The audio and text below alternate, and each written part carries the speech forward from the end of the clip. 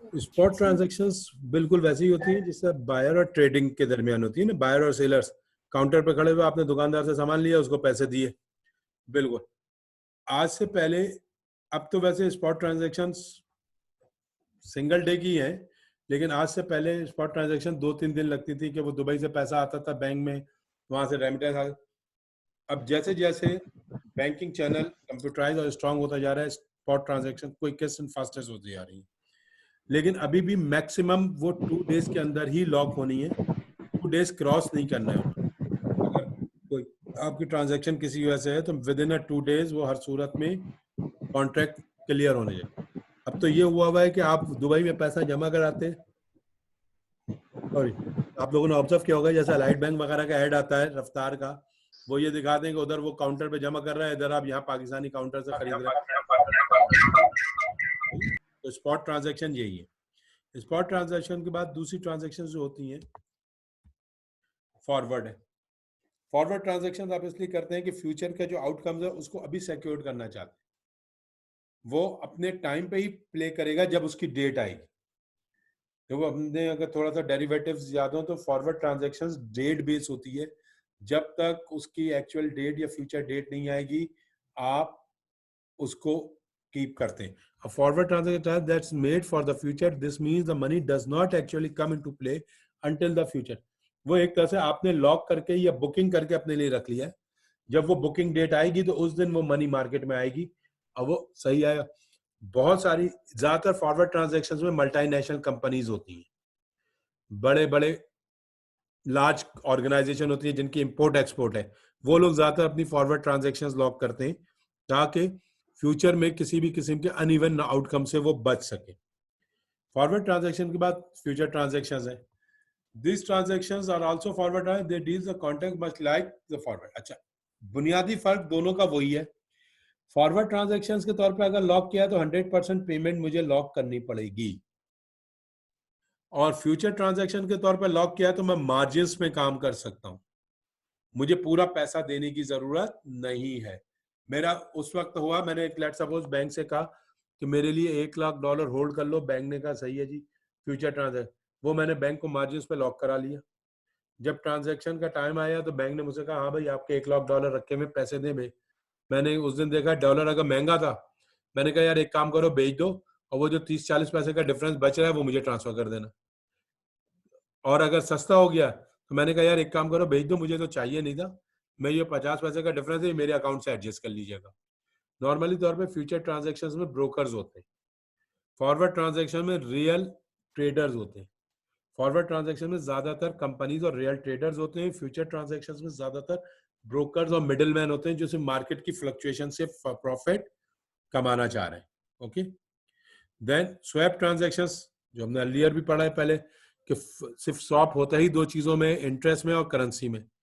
आप समझते हैं कि आपको पेमेंट करनी है डॉलर में, और आपको लगता है कि डॉलर 6 महीने बाद या 4 महीने बाद जब आपको पेमेंट करनी है महंगा हो जाएगा, और आप अभी अपने आप को सिक्योर करने, अच्छा आपके पास उसके बदले रुपीज में रखते हैं तो आप कहते हैं कि रुपीज में नुकसान हो जाएगा मुझे, उसको आपने रुपीज को ले आके पाउंड में स्वैप करा लिया कि आपको लगा कि पाउंड ज्यादा महंगा होगा। तो ये स्वैपिंग हर एक करता है। स्वैपिंग बिल्कुल वैसे ही है जैसे इंश्योरेंस, कि मैं अपनी करेंसी को इंश्योर कर रहा हूँ दूसरी करेंसी से, कि अल्लाह न करे अगर मेरी करेंसी को कुछ हुआ तो ये करेंसी मुझे सपोर्ट करेगी उस पॉइंट से। यानी कि अगर आप ये समझते हैं कि डॉलर महंगा हो जाएगा और आपको 4 महीने बाद देना है, तो जाहिर बात है आप अभी देने को तो तैयार नहीं है। अब एक ऑप्शन आपके पास ये था, बिल्कुल सीधा सा स्पॉट ट्रांजैक्शन, कि आज आप $1 लाख लेते और लेके अकाउंट में डाल के चुपचाप बैठे रहते। तो फाइनेंस कहती है कि अगर वो 1 लाख बैंक में पड़े रहेंगे तो आपको क्या फायदा। आपने कहा यार मुझे तो कोई फायदा नहीं, मेरा 1 लाख ब्लॉक होकर रख गया, क्योंकि मैंने जो 1 लाख रुपए दिए थे वो मेरे लॉक हो गए, अब मैं उसको तो यूज ही नहीं कर पा रहा हूँ, मेरा पैसा फंस गया। आपने उससे बचने के लिए आपको चाहिए डॉलर, आपको लगता है डॉलर महंगा हो जाएगा, साथ ही साथ आपने देखा कि वहां ब्रिटिश पाउंड भी है और वो ब्रिटिश पाउंड भी महंगा होगा। अगर आप, लेकिन ब्रिटिश पाउंड डॉलर से ज्यादा महंगा होगा। देखो अब समझना, तुम्हें चाहिए था डॉलर, लेकिन आपकी कैलकुलेशन ये है कि ब्रिटिश पाउंड ज्यादा महंगा होगा, आपने ब्रिटिश पाउंड से डॉलर को स्वैप करा दिया, ताकि जब ट्रांजैक्शन कंप्लीट होगी तो जब मैं ब्रिटिश पाउंड भेजूंगा डॉलर इतना महंगा नहीं होगा तो मुझे कुछ एडवांटेज हो सके। द रीजन इज दैट कि आप हमेशा स्वैप हमेशा स्ट्रॉन्ग करेंसी से करते हैं, और नॉर्मल करेंसी यानी कि वीक करेंसी पे स्वैप नहीं होता, स्वैप हमेशा स्ट्रॉन्ग करेंसी पे होता है। दूसरा basic principle, swap between buyer and sellers है, ये किसी एक्सचेंज में बेचा नहीं जा सकता। ये बिटवीन बायर एंड सेलर है, जिसने किया है उसके दरमियान और जिसने करवाया उसके दरमियान है। इसको आप किसी एक्सचेंज में बेच नहीं सकते, किसी मार्केट में बिकेगा नहीं। ये लेट सपोज मेरे और बैंक के दरमियान हुआ है तो सिर्फ मैं और बैंक इसको एग्जीक्यूट करेंगे, इसके अलावा और कोई नहीं कर सकता। लेकिन जितने फ्यूचर थे पीछे वाले फ्यूचर ट्रांजैक्शन, ये एक्सचेंज में जा सकती हैं। ना फॉरवर्ड ट्रांजैक्शन एक्सचेंज में जाएंगी, ना स्वैप ट्रांजैक्शन एक्सचेंज में जाएंगी। Okay, option transaction definitely exchange में जाएंगी। वो एक कॉल और पुट वाला ऑप्शन है। जिस तरीके से कॉमन में कि आपने खरीदा, आपको डर है कि आपको 4 महीने बाद चाहिए था।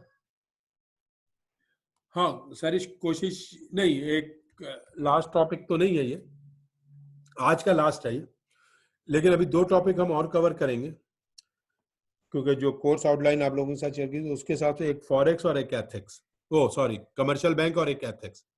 कमर्शियल बैंक इजी टॉपिक है, एथिक्स भी इजी टॉपिक है। नहीं, पेपर के पॉइंट ऑफ व्यू से तो शायद अभी डिसाइड ही नहीं कर पाया मैंने अभी से कि पेपर के पॉइंट ऑफ व्यू से तो मैं नहीं कह सकता हूँ। हाँ लेकिन अब मार्केट के पॉइंट ऑफ व्यू से फॉरेक्स लास्ट है।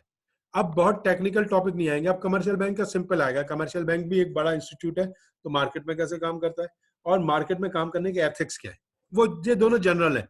इसका किसी रटने से या कोई टेक्निकलिटी से कोई ताल्लुक नहीं होगा। ज्यादातर ऑप्शन जो होते हैं वो फिक्स एक्सचेंज रेट पे और स्पेसिफिक डेट पे होते हैं, फिक्स कर देते हैं। हम इसको फ्लक्चुएटेड पे नहीं रखते, फिक्स रेट तय कर देते हैं कि सही है जी उस दिन ये रेट आएगा।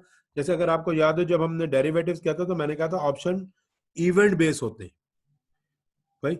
फॉरेक्स में ऑप्शन जो है वो इन्वेस्टर का फिक्स एक्सचेंज रेट होते हैं, जैसे ही वो रेट टच होगा ऑप्शन एग्जीक्यूट हो जाए, और अगर वो रेट टच नहीं होगा तो ऑप्शन एग्जीक्यूट नहीं होगा। ओके, यहां तक थी आज की क्लास। एनी क्वेश्चन तो यू कैन आस्क। आज की क्लास ऑफ हो गई बेटा, बस ये लास्ट टॉपिक था। किसी का कोई क्वेश्चन है, अदरवाइज हम क्लास क्विट करें। No sir. ओके, मैं आपसे इंशाल्लाह ताला कमर्शियल बैंक और एथिक्स की क्लास कुछ, कल छुट्टी है, कल बैठ के थोड़ा सा लेक्चर बनाता हूँ और आप लोगों से शेयर कर लूंगा होपफुली। वो 2 लास्ट टॉपिक हैं। प्रेजेंटेशन तो मुझे नहीं लगती हो पाएगी, तो अब देखते हैं मैं आपसे किस तरीके से वो रिपोर्ट लूँ जिसके मार्क्स देने 20 नंबर। तो वो फिर मैं आप लोगों से जैसा भी होगा ना कोऑर्डिनेट हम शेयर कर लेंगे आप अगर। ओके बच्चों, टेक केयर। मैं अब आप लोगों ओके को सर, अटेंडेंस लगा देता हूँ। अल्लाह हाफिज़। अल्लाह हाफिज बच्चों।